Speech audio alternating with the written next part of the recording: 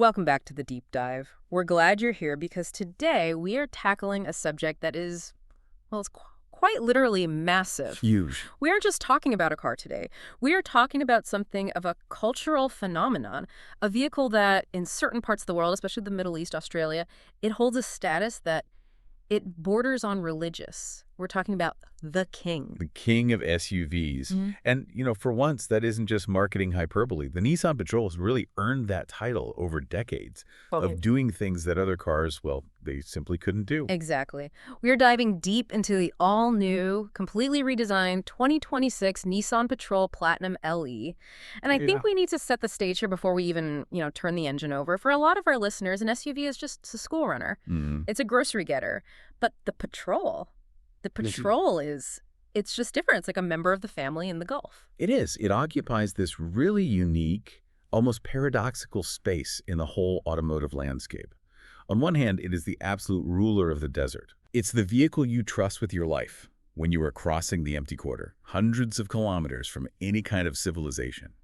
It has to be bulletproof. It has to be rugged. Unbreakable. But then, on the other hand, over the last, say, 20 years, it has evolved into this ultra-premium status symbol.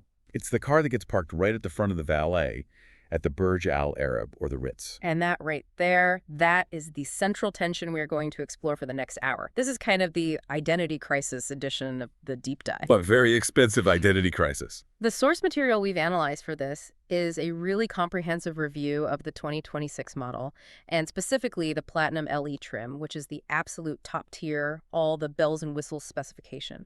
Right. And the mission today is to answer a very specific and I think a somewhat controversial question. Okay. Can a vehicle that has transitioned into a tech-heavy, screen-filled executive lounge still be the rugged off-road king, or has it gone soft? That is the multi-billion-dollar question for Nissan. And to make things even more complicated, they haven't just changed the leather and the screens. They've performed a heart transplant. Oh, we are going there immediately. We have to address the elephant in the room. The V8 is dead. Long live the V8, but yes, it is gone. In its place, we have a V6 twin turbo. And I know, I can just hear the purists screaming at their radios right now. So here is our roadmap. We are going to dissect this new powertrain, the VR35DDTT. Bit of a mouthful. It is. Then we are going to analyze this whole executive lounge interior concept. We'll look at the safety tech they call ProPilot. And finally, we're going to crawl underneath the car and look at the actual hardware to see if it can still handle the rough stuff. It is a lot to get through. This is a complete reimagining of an icon. So let's unpack this. Section 1, the heart transplant. For the longest time, the identity of the Nissan Patrol, and really the identity of this entire segment of these sort of super SUVs, it was inextricably linked to the V8 engine. It wasn't just about the power. It was about the character, the sound, that lazy, effortless surge of a naturally aspirated big block engine. Right. There is no replacement for displacement. That was the mantra, wasn't it? You wanted that 5.6-liter endurance engine because it felt unstressable. It felt like you could drive it to the moon and back without breaking a sweat. Precisely. It was over-engineered simplicity. But we are in a new era now. Emissions regulations, efficiency targets, and honestly, just the march of technology have rendered the big, naturally aspirated V8 kind of obsolete. A dinosaur. A very lovable dinosaur, but yes. So for 2026, Nissan has dropped in the VR35DDTT. That code sounds like a secure Wi-Fi password. But let's break it down for everyone. It's a 3.5-liter V6 twin turbo. Now, just hearing 3.5-liter makes me a little nervous when we're talking about a vehicle that weighs, close to 3 tons? It sounds small. It sounds small if you were stuck in 1990s thinking. Okay, fair enough. But if you look at the engineering reality, displacement is just one variable in the whole equation of air and fuel. A turbocharger is, in essence, a replacement for displacement. You are artificially increasing the atmospheric pressure inside the cylinders. You're forcing more air in, which means you can burn more fuel, which means you make more power. A lot more. Okay, so let's look at the scorecard. Let's talk numbers. What are we looking at? We are looking at approximately 425 horsepower. Which, to be fair, is a very healthy number. That's more than the old V8, isn't it? It is a significant bump in horsepower, yeah. But horsepower is, and I always say this, it's just a vanity metric for a car like this. I've heard you say this before. Horsepower tells you how fast you can hit the wall. Torque tells you how far you can take the wall with you. And for a Patrol, torque is everything. It's the pulling power. It's the real-world muscle. And this is where the twin-turbo setup supposedly shines. This is where it changes the game entirely. The source indicates we're looking at roughly 700 newton meters of torque. 700. 700. 700 Nm. That's semi-truck territory. It is massive. But it's not just the peak number that matters. It's the shape of the power delivery. Yeah. With the old V8, to get maximum grunt, you had to rev it. You had to get the engine spinning fast to suck in enough air. The torque curve was linear. It started low and it built up. Which gave it that dramatic screaming soundtrack when you were climbing a dune. Exactly. It was theatrical. It was an event. But with a modern twin-turbo V6, you get what's called a torque plateau. The turbos spool up very early in the rev range.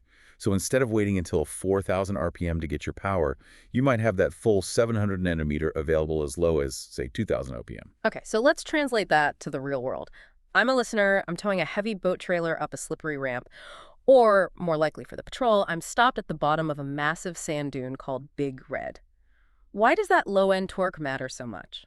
It matters because of momentum, or more accurately, the lack of it. In soft sand, the moment you stop moving, you start sinking. Right. If you are starting from a standstill on a steep slope, you need instant wheel turning force. With the V8, you'd stomp the gas, the engine would roar, the torque converter would slip a bit, and eventually you'd claw your way forward. A lot of drama. A lot of drama, a lot of noise. With this V6, you just touch the throttle, the turbos are already awake, and you have this instant massive surge. It makes the car feel significantly lighter than it actually is. It's effortless. Okay, so it sounds more efficient, sure. Right. But what about the heat? This is something I see mentioned in forums constantly. You take a twin-turbo engine, which generates a ton of heat just by its very design, and you put it in the Middle Eastern summer where it's 50 degrees Celsius outside. Is that not a recipe for disaster? It's a completely valid concern, and probably the #1 question potential buyers have. Turbos run incredibly hot. They're literally driven by exhaust gas. But, Nissan isn't new to this game. They've been running the GTR, another twin-turbo V6, in these climates for nearly 2 decades. The VR engine family is incredibly robust. The cooling systems on these new trucks are marvels of engineering. We're talking massive intercoolers, dedicated oil coolers for the turbos, huge radiator capacity. They have stress-tested this in conditions that would kill a human in minutes. So reliability shouldn't be the trade-off here. We're not sacrificing that bulletproof reputation for performance. I would not bet against it. They know their reputation is online with this engine. They can't afford to get it wrong. Now, connecting that engine to the wheels is a new transmission. We've gone from the 7-speed to a 9-speed automatic. Yes. And again, this is all about optimization. I always worry with these high gear count transmissions that they get busy. You step on the gas to pass someone on the highway and the car has to think, do I want 7th? No, 5th, maybe 4th. And by the time it decides, the gap in traffic is gone. That is the risk of poor calibration, for sure. We've all driven cars like that. But the benefit of 9 speeds, particularly when it's paired with a turbo engine, is keeping the engine in its sweet spot. We talked about that torque plateau. Right. From 2,000 RPM. The transmission's job is to ensure that no matter what speed you are doing, the engine is sitting right in the meat of that power band. It means you are never caught out in a dead zone where you have no power. It's always ready to go. And it feeds into the intelligent 4WD system. The source document lists a whole menu of drive modes. We've got sand, rock, mud, snow, eco, and sport. Is this just marketing fluff, or does switching that dial actually change the car? Oh, it fundamentally changes the car's neurology. Yeah. It's not just a sticker on the dash. When you switch to sand, for instance, the computer completely changes the throttle mapping to be more aggressive. Okay. It tells the transmission to hold gears longer so you don't shift up and lose momentum. Crucially, it relaxes the traction control, so it allows the wheels to spin a little bit, because in sand, you actually need some wheel spin to float on top. And then rock mode would do the complete opposite. Precisely. Rock mode dampens the throttle so you don't lurch forward and hit an obstacle when you're just trying to crawl. It locks up the differentials faster. It essentially creates a different vehicle for every terrain. It kind of democratizes off-road skill. What do you mean by that? Well, in the old days, you had to know how to feather the clutch, when to lock the hubs, all of that. Now, you don't need to be a Dakar rally driver to get through tricky stuff. You just need to know which icon to select on the dial. The car does the thinking. Efficiency. We can't skip it. The V8 was thirsty. I mean, it drank fuel like it was going out of style. Is the V6 actually any better? The source estimates roughly 7 to 8 kilometers per liter in the city and about 10 to 11 on the highway. Okay, let's be real. If you drive a Corolla, those numbers sound horrific. If you drive a Corolla, this car is another planet. Right. But in the context of a 3-ton, 8-seater luxury fortress, those numbers are actually quite impressive. Mm. Getting 10 or 11 kilometers on the highway is a significant leap over the old V8, which would really struggle to hit 7 or 8. It's the aerodynamics of a brick, but a slightly more efficient brick. Exactly. Physics is physics. You are pushing a lot of air out of the way, but that ninth gear in the transmission acts as a really tall overdrive, dropping the RPMs way down on the highway. And the turbo V6 just burns less fuel when it's just cruising along. So the verdict on the heart transplant: we lost the sound, the V8 rumble, but we gained muscle and we gained brain power. That's the objective truth. You might miss the emotional connection of the V8 rumble, but objectively, on paper and in the real world, the V6 is a superior propulsion system for this application. All right, let's step back and look at the wrapper. Section 2, visual impact. Because let's be honest, you don't buy a Patrol to blend in, you buy it to clear the fast lane. You buy it for presence, absolutely. And the 2026 model has dialed that up to 11. The design language is described in our source as an aggressive luxury stance, meeting rugged DNA. I love aggressive luxury. It sounds like a wrestler in a tuxedo. That's actually a perfect analogy for what this vehicle is trying to be. The first thing you notice, you really can't miss it, is the grille. The V-Motion Chrome grille. It's massive. It's wider than ever. And on this Platinum LE trim, the source mentions an exclusive front bumper. Well, the grille serves two purposes. One, obviously, is cooling. Right. We just talked about how much heat that twin-turbo V6 generates. Yeah. You need a massive intake area to feed the intercoolers and the radiator, so form follows function there. Mm-hmm. But secondly, and maybe more importantly for buyers, it's about status. In the rear view mirror of the car ahead of you, that wide, chrome-heavy grille, it just signals authority. It says, move over. It's psychological warfare on the highway. Right. And flanking that grille, we have the eyes of the beast. Adaptive LED matrix headlights. Now, we hear matrix LED a lot these days. Can you break it down for us? Why is this better than just having really bright lights? So traditional headlights are basically like a flashlight. You point them, and they light up everything in that cone of light. If there's a car coming towards you, you have to turn off your high beams entirely or you blind them. Right, the classic dip. Exactly. Matrix technology is completely different. The headlight isn't one bulb. It's a grid of dozens, sometimes hundreds, of individual LED pixels. A camera on the windshield reads the road ahead. When it sees an oncoming car, it doesn't turn off the high beam. It turns off only the specific pixels that are shining on that other car. So you're essentially casting a moving shadow strictly over the oncoming traffic, but everything else, the ditch on the side of the road signs, the trees, that stays fully lit. Exactly. It's shadow boxing with light. It maximizes your visibility without dazzling other drivers. It's incredibly sophisticated tech, and it used to be reserved for, high-end German sedans. Seeing it on a rugged SUV shows just how far upmarket the Patrol has moved. The source also mentions sequential turn signals, the sweeping indicator light. Again, that's pure theater. It adds to the premium feel. It looks expensive. That's its primary job. Now I want to talk about the side profile, and specifically the shoes this king is wearing. We have 22-inch machine-cut alloy wheels. Ah, yes. Here is where that tension between luxury and rugged gets very real. Why is that? I mean, they look fantastic. They look incredible, no question. They fill the wheel arches perfectly. They had that diamond-cut finish that glitters in the sun. But from an engineering standpoint, for serious off-roading, a 22-inch wheel is, let's call it suboptimal. Because there's no rubber, just a rubber band around a giant rim. Exactly. The overall diameter of the tire is limited by the wheel well. So if the metal rim gets bigger, the rubber sidewall must get smaller. That strip of rubber is your cushion. It's your first line of suspension.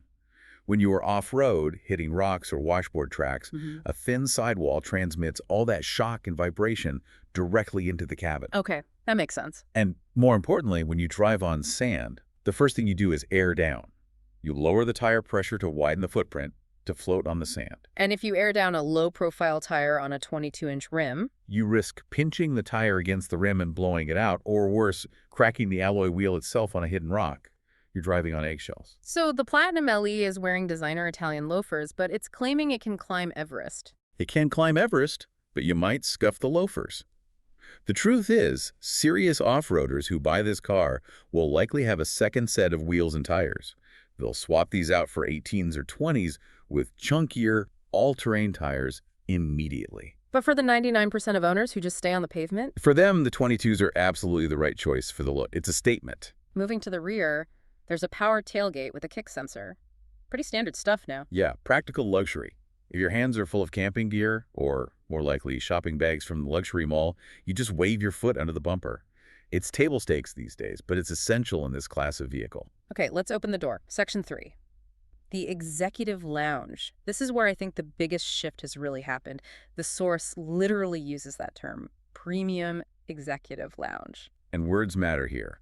Lounge implies something very different from cabin or cockpit. A cockpit is for work. A lounge is for relaxation. It implies a separation from the harsh outside world. And it starts with the materials, quilted semi-aniline leather seats. Let's stop right there on semi-aniline. Do you know why that specific term matters? I assume it's just fancy marketing talk for expensive. Well, it is expensive, but there's a good reason. Most car leather is heavily coated with pigments and polymers to make it durable and easy to clean. But it ends up feeling a bit like plastic. Right. Semi-aniline leather uses a very light, translucent coating. It retains the natural hide texture, the little imperfections. It breathes better. It's softer to the touch. It's the kind of leather you find on high-end furniture, not typically in a car that can cross a desert. And the quilting, that diamond stitching pattern. That provides a little bit of extra cushioning, but mostly it's a visual signifier. It screams Bentley or Mercedes Maybach. It breaks up the large surfaces of the seat and just adds a layer of visual complexity and richness. The source also notes real wood and brushed aluminum trim. And the real part is crucial. The tactile experience is so important in a luxury product. If it looks like wood, it should feel like wood, grain and all. If it looks like metal, it should be cold to the touch. Nissan has clearly spent a lot of money here to ensure that when you touch the dashboard or the center console, your brain registers quality. No cheap plastic pretending to be something else. And of course the branding. Huh. Platinum LE embroidery, just to remind your passengers they aren't in the base model. Ego is definitely a feature in this segment. Let's talk about the seating configuration. It's a 7 or 8-seater, but the source really seems to emphasize the comfort for everyone, not just the people up front. And this is a key differentiator. In so many three-row SUVs, the driver and shotgun passenger get the throne, and the people in the back get a hard plastic bench. Yeah, the penalty box. Exactly. Here, the front seats are 12-way power adjustable with memory. That's expected. But look at the climate control specs. Ventilated and heated seats for both the front and the rear passengers. That is huge, especially in the climates we've been talking about, the Middle East or Australia. It is non-negotiable. If you are being driven in this car, which many owners are, you are likely sitting in the second row. Having seat ventilation back there means you are getting the true executive treatment. You aren't a second-class citizen. And the panoramic sunroof? It spans almost the entire roofline. It just floods the cabin with natural light. These interiors can be quite dark with all the black leather and dark wood, so having that massive aperture of glass opens up the space. It prevents that claustrophobic submarine feeling you can get in some of these big high-sided trucks. What about the third row? Is it actually usable for adults, or is it, like most, just a penalty box for small children? The source mentions a power-folding third row, which is a big clue. They've focused on ease of use. You don't have to wrestle with straps and levers. You press a button in the trunk, and the seats glide up or down electrically. That ease of use suggests they've put real thought into it. While it's probably still best for shorter journeys for adults, it's a far cry from the jump seats of old. So the interior goal is really about isolation. It's about creating a sanctuary from the outside world. A sanctuary that can do 140 kilometers per hour across a dried-up lake bed? Yes. That's the paradox. But a modern sanctuary needs entertainment. Which brings us to Section 4, the digital cockpit. And this is where the traditionalists might get a little twitchy. The analog gauges are gone. Completely gone. We are looking at what the source calls a monolith of screens. Right. Dual 14.3-inch displays. That is nearly 29 inches of continuous glass stretching from behind the steering wheel to the center of the dash. It's a very dramatic design trend we're seeing in the highest end of the market. Think of the Cadillac Escalade or the Mercedes Hyperscreen. Is it too much? Do we risk screen fatigue? I know some people really dislike this trend. It's a valid question. When you have that much light output facing the driver, it can be distracting, especially at night. But the advantage is configurability. With a digital cluster, you can shrink the speedometer and have a massive full-screen navigation map right in your eye line. Or you can prioritize off-road mages, your tilt, roll, and pitch angles when you're on the trail. You simply can't do that with physical needles.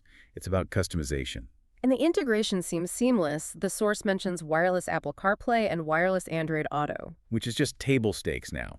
If a car in this class doesn't have it, it's a major flaw. But the wireless part is key. You get in, your phone stays in your pocket or bag, and the car is already playing your podcast and showing your Waze map before you've even buckled your seatbelt. No fumbling with cables. Connectivity seems to be heavily emphasized. Wireless charger, multiple USB-C ports. And note the shift to USB-C. It's a small detail, but it's important. These ports carry more power.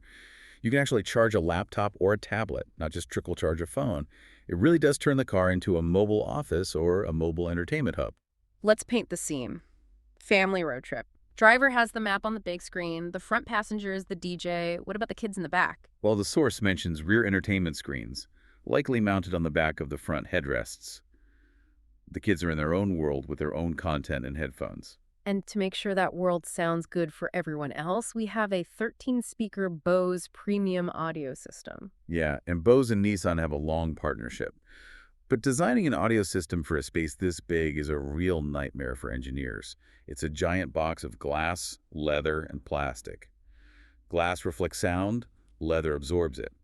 Getting a balanced, clear soundstage where the bass is tight and the vocals are crisp requires some serious digital signal processing. So 13 speakers isn't just about being loud. No, not at all. It's about placement. It means they can put tweeters up high, mid-range speakers in the doors, and woofers down low, and then use the processor to time everything perfectly so it all arrives at your ear at the same time. It's about creating an immersive experience, not just noise. There's one more piece of tech in this section that I personally love. The head-up display, or HUD. I'm with you on that. I think it is one of the best safety features ever invented, and it's disguised as a luxury feature. Explain why. Is it just because it looks cool, like a fighter jet? Well, the cool factor is definitely there, but the science behind it is about focal distance. When you look down at your dashboard, your eyes have to physically refocus from the road, which is effectively at infinity, to the screen, which is 2 feet away. Okay. That takes milliseconds. When you look back up, your eyes have to refocus again. Doing that hundreds of times an hour causes eye strain and fatigue. A HUD projects the data. Your speed, your navigation turns, so it appears to be floating over the hood of the car. You don't have to look down. You don't have to refocus. Your situational awareness stays 100% on the road ahead. So the digital cockpit isn't just flashy screens. It's really about information management. Exactly. It's about giving the driver the right data at the right time in the least distracting way possible. Which is a perfect segue to Section 5, shielding the occupants, the safety systems. Because if you're carrying your family or a VIP, safety is absolutely paramount. Nissan calls this suite the Nissan Safety Shield 360. It's their umbrella term for all the active and passive systems. It's a long list. We have adaptive cruise, lane keep, blind spot monitoring. But the headline act is something called ProPilot Assist. This is a big deal. Yeah. ProPilot is Nissan's semi-autonomous driving system. Now, let's be very, very clear about what semi-autonomous means. I can't climb in the back and make a sandwich while it drives me to work, right? Absolutely not. And that's how terrible accidents happen when people misunderstand the technology. This is what's known as a Level 2 system. It means the car can control its speed and its steering simultaneously, but only under specific conditions and with your full attention. So it's a driver assist. A very advanced one. On a highway, it uses radar to latch onto the car ahead and match its speed, even down to a stop. At the same time, it uses cameras to read the white lines and keep the car perfectly centered in the lane. So it reduces the driver's workload. Drastically. Think about a long, boring drive, say, Dubai to Abu Dhabi, or a cross-country trip in Australia. The constant micro-adjustments you make to the steering wheel to stay in the lane. That causes physical and mental fatigue. ProPilot handles that. You are still the captain, your hands are on the wheel, but the autopilot is holding the course. But what about when you aren't on a perfectly marked highway? The source highlights a 360-degree around view camera with a 3D view. This is my absolute favorite feature for a car of this size. Nissan actually pioneered the bird's eye view camera years ago, but this is the next generation. It stitches together live feeds from 4 cameras in the grille, under the mirrors, and on the tailgate to create a virtual 3D model of the car and its surroundings on the screen. You can pinch and zoom and spin it around with your finger. Why is this so critical, aside from not hitting a concrete bollard at the mall? Parking is the obvious use case for sure. You don't want to scratch those beautiful 22-inch rims. But let's connect it back to the Patrol's off-road mission. Imagine you are cresting a very steep sand dune. The hood of the Patrol is massive and high. As you reach the peak, all you can see through the windshield is blue sky. A blind crest. It's terrifying. It is. You have no idea if there is a sharp drop-off, a big rock, or another car on the other side. But with a 3D view in the front camera, you can essentially see through the hood. The screen shows you the terrain directly in front of your tires. It's like having a spotter standing outside the car guiding you, but it's all digital. That is using high tech to solve a very old school, very real problem. It creates confidence. You are driving a tank, but you have the visibility of a pedestrian. It's a game changer on the trail. We also have blind spot monitoring and rear cross traffic alert. Essential. The Patrol is long. The blind spots are large. If a small sports car is hiding near your rear quarter panel, you physically cannot see it in the mirror. The radar sees it and flashes a light. Same for backing out of a parking spot. It sees cars coming that you can't. And driver attention alert. The car is literally watching you. It is. It monitors your steering inputs over time. If you start drifting or making jerky, sudden corrections, classic signs of drowsiness, it will ding and flash a coffee cup icon on the dash, suggesting you take a break. It's a digital tap on the shoulder. Okay, we've established it's a smart, safe, luxurious fortress, but now we come to the final exam, the section that defines the legend. Section 6, when the pavement ends. This is the litmus test. If it fails here, the Patrol badge is just a sticker on a luxury car. The source claims, and I quote, "Patrol remains a true off-road king," and it lists some very serious hardware to back that up. Let's start with the alphabet soup. HBMC, hydraulic body motion control. This is the secret sauce. This is the engineering magic that allows this car to have that split personality we've been talking about. Okay, how does it work? Pretend I'm 5 years old. Right. Normal cars use sway bars. They are basically just stiff metal bars connecting the left and right wheels. When you turn a corner, the car wants to lean over. The sway bar fights that lean and keeps the car relatively flat. Sounds good. I like flat. It's great on the road, but off-road, it's terrible. Off-road, you want the wheels to move up and down independently as much as possible. This is called articulation. If the left wheel hits a big rock, you want it to go up, but you want the right wheel to stay down on the ground to get traction. And the sway bar prevents that. Exactly. It connects them, so if one wheel goes up, it tries to pull the other one up too. That lifts a wheel clean off the ground, it spins uselessly, and you lose all your forward drive. You're stuck. So usually you have to compromise. Good on-road handling means bad off-road articulation, and vice versa. Precisely. HBMC gets rid of the sway bars completely. Instead, it uses hydraulic cylinders at each wheel, and they're all connected by pipes filled with fluid. When the car's sensors detect you are cornering fast on the highway, it instantly pumps fluid to the outside wheels to stiffen them up. No lean. The car corners incredibly flat for its size. Like an invisible hand just holding the car up. Yes. But, and here's the magic, when you are driving slowly off-road, valves open up in the system. The fluid can now flow freely between the wheels. This allows one wheel to stuff right up into the wheel arch and the other to drop way, way down into a hole. It gives you maximum, unbelievable articulation. So it essentially disconnects the suspension for the trail and then reconnects it for the highway, all automatically. In a nutshell, yes. It gives you the on-road comfort of a luxury sedan and the off-road flexibility of a purpose-built rock crawler. Without HBMC, this car would either roll around like a boat in corners or be back-breakingly stiff on the trail. It's the key. That is genuinely impressive engineering. But what if you do get stuck? Even with all that tech, we have the get-out-of-jail-free card, the electronic rear differential lock. This is the nuclear option, Yeah. the last resort. Even with fancy traction control, sometimes physics just wins. You find yourself in deep mud, or two wheels are diagonally in the air. You press the diff lock button on the dash. And what happens mechanically when I push that button? It physically, mechanically locks the two rear axle shafts together. It forces both rear wheels to turn at exactly the same speed, no matter what. Even if one wheel is spinning uselessly in the air, the other wheel, the one with grip, must turn. It will literally drag the car out of the problem. It's just brute force at that point. It is. It's the ultimate trump card. And you combine that with hill descent control, which automatically manages your brakes on steep, slippery slopes so you don't slide out of control, and hill start assist so you don't roll backwards. The Onco toolkit is complete. And the source also mentions high ground clearance and skid plate protection, the basics. You can't fake ground clearance. You need physical air between the belly of the car and the rocks. And skid plates. Yeah. Well, they are the armor. If you misjudge a rock and hear a loud bang from underneath, you want that sound to be rock hitting a fixed steel plate, not rock hitting your engine's oil pan. It creates such a funny image in my head. You're sitting up there getting a massage from your quilted semi-aniline leather seat, surrounded by multicolor ambient lighting, listening to Mozart on the Bose system, Hmm. while underneath you, steel plates are bashing against boulders and hydraulic fluid is rushing around the chassis to keep the wheels on the ground. That is the absurdity and the brilliance of the modern luxury SUV. It is a tuxedo that is also a full suit of armor. So we have dissected the beast, we've looked at the heart, the body, the brain, and the muscles. Let's bring it all together for the outro. Let's summarize the king. We started with the question, can the 2026 Patrol Platinum LE replace the V8 legacy while keeping its soul? I've been thinking about this throughout our whole discussion, and I think it depends on how you define soul. If you define soul as the sound and the vibration of a big, naturally aspirated V8 engine, then no, that era is over. Right.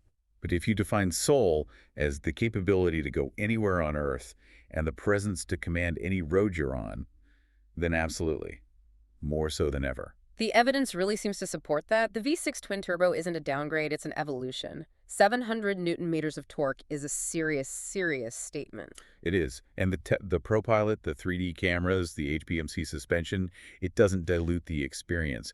It enhances it. It actually makes the rugged capability more accessible. You don't have to be a seasoned mechanic to drive this thing across a desert anymore. It's the ultimate multi-tool. It's a school bus on Monday, a limousine on Tuesday, a cargo hauler on Friday, and a desert racer on Saturday, all wrapped in one very shiny, very large package. And that extreme versatility is why people are willing to pay the premium for it. So what does this all mean for you, the listener? Well, whether you are actually in the market for a high-end family SUV or you just like keeping up with automotive engineering and technology, the 2026 Patrol represents a peak.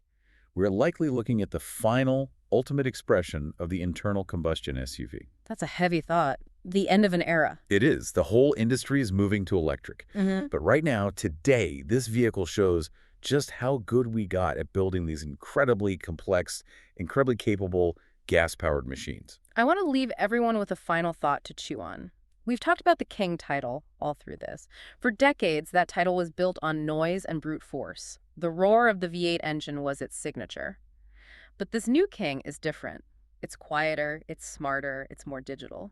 The definition of power has shifted, hasn't it? From Yeah. loud to capable. Exactly. So is the true King the one that shouts the loudest? Or is the true King the vehicle that can take you absolutely anywhere on the planet, conquer any terrain, and do it all while you sit in absolute silence and comfort? I think the 2026 Patrol answers that question pretty clearly. I think so too. Thanks for taking this deep dive with us. We'll see you on the next one. Drive safe, everyone.